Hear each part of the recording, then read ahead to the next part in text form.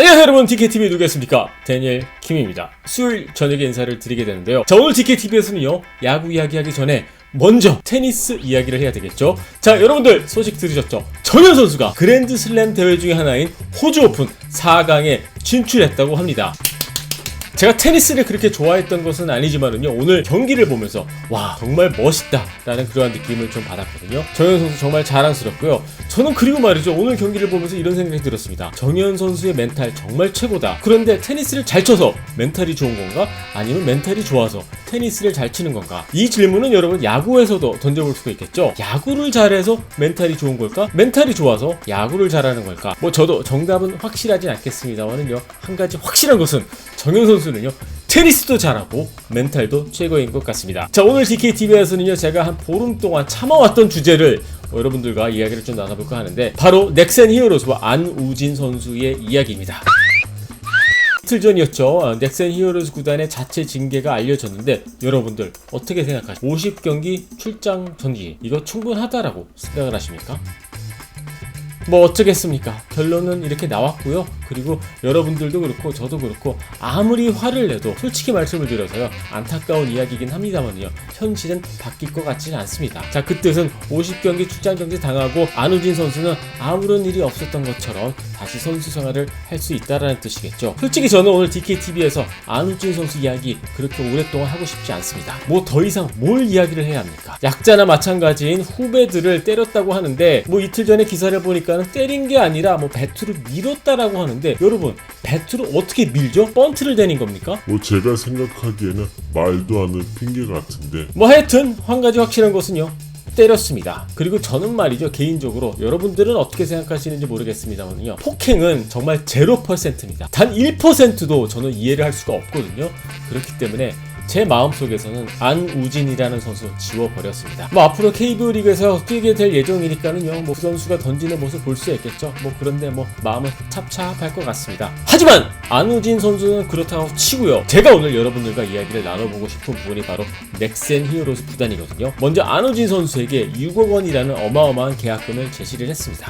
자, 그리고 그 다음이 문제였죠. 이 선수 과거 문제 있었던 거 분명히 알고 있었습니다. 그런데 아무런 조치도 없었습니다. 안우진 선수 같은 선수들이 계속 이렇게 나타나는 이유가 여러분들은 뭐라고 생각을 하십니까?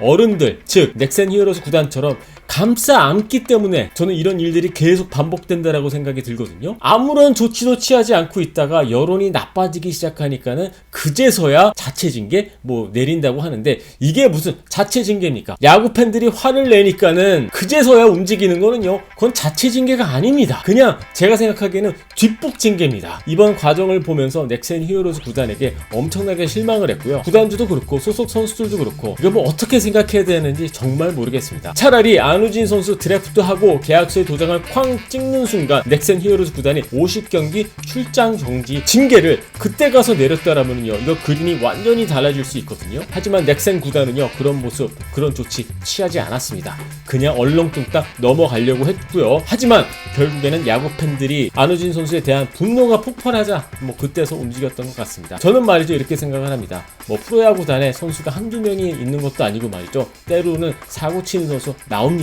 여러분 음주운전 사건 또 안 나올 것 같습니까? 분명히 나옵니다. 각 구단마다 100명에 가까운 선수들을 보유하고 또 관리를 해야 되기 때문에 이런저런 사고 나올 수밖에 없습니다.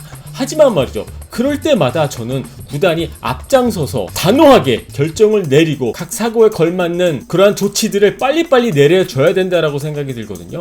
얼렁뚱땅 넘어가는 방식, 이거는 80년대나 통했던 거죠. 그리고 넥센 구단의 이 흐름과 과정을 보면은요, 절대 1000만 관중 시대 아닙니다. 200만 관중 시대에도 걸맞지 못하는 그러한 행보를 보여줬습니다. 얼마 전에 신인 총재로 취임한 정운찬 커미셔너가 이런 말을 했죠. 클린 베이스볼, 클린 베이스볼, 클린 베이스볼. 여러분들은 클린 베이스볼이 뭐라고 생각을 하십니까? 물론 항상 클린할 수는 없습니다. 때론 클린이 아니라 더티가 될 수 있겠죠. 하지만 이런 사건이 났었을 때 리그가 되건 각 구단이 되건 아니면 선수 본인이 되건 빨리빨리, 그리고 정확하고, 그리고 명확하고, 그리고 투명하게 움직여야 되지 않나, 저는 그렇게 생각이 들거든요. 1000만 관중 시대 다 좋습니다. 그런데 말이죠, 프로야구단도 그리고 프로야구 선수들에게도 말이죠, 1000만 관중 시대에 맞는 책임감이 따른다라는 점 절대 잊어서는 안 되겠죠? 자, 여러분들의 의견 궁금하니까는요 밑에 댓글란에 올려주시고요. 그리고 유튜브로 보고 계신 분들은요 구독 버튼 눌러주시고요. DKTV는요 오늘 저녁 라이브 알고 계시죠? 오늘 저녁 11시 반에 뵙도록 하겠습니다.